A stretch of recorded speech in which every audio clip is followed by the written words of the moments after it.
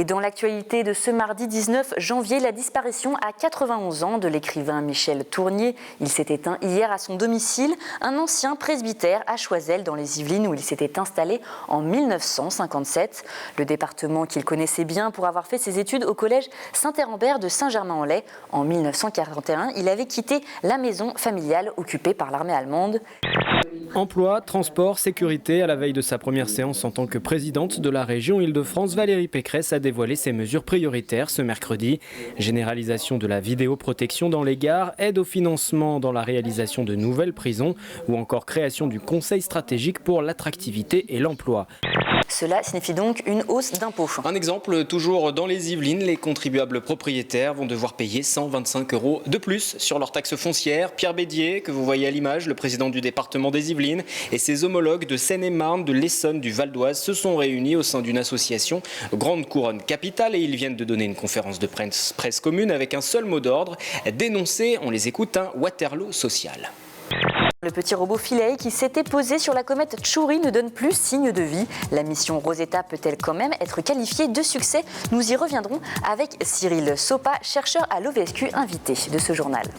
Toutes les mesures qui ont été faites à l'atterrissage le 12 novembre 2014 ont été publiées aujourd'hui dans des journaux scientifiques et nous ont apporté des informations très intéressantes auxquelles on n'a pas accès depuis l'orbite de la comète. La galerie des Sablons située à Plaisir va subir un lifting de grande ampleur. Le permis de construire du nouveau centre commercial Open Sky vient d'être signé. L'annonce a été faite pendant la cérémonie de vœux du maire de la commune, Joséphine Colmansberger.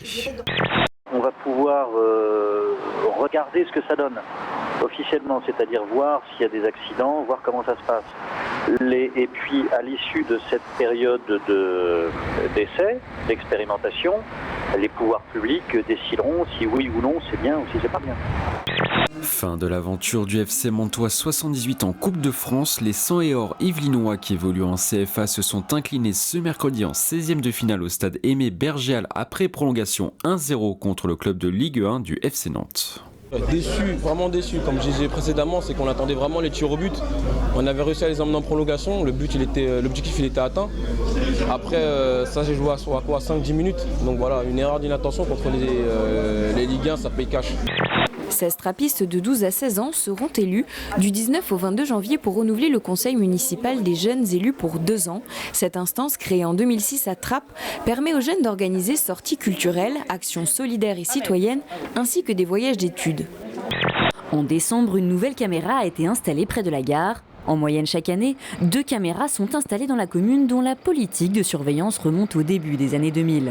Nous avons refait il y a 1 an ou 2 maintenant notre centre de supervision urbaine et puis nous rajoutons des caméras et nous changeons aussi certaines caméras avec maintenant tout ce qui se fait de mieux dans les nouvelles techniques. Au mois de mars 2015, l'école a décidé de partir pour le campus Paris-Saclay. L'État est propriétaire du lieu et des investisseurs privés se montrent intéressés pour l'investir, dont le club de football du Paris Saint-Germain. Il pourrait installer son nouveau camp de base à Grignon avec entre autres un stade de 5000 places et 18 terrains de football. Le groupe français L'Oréal est lui aussi intéressé.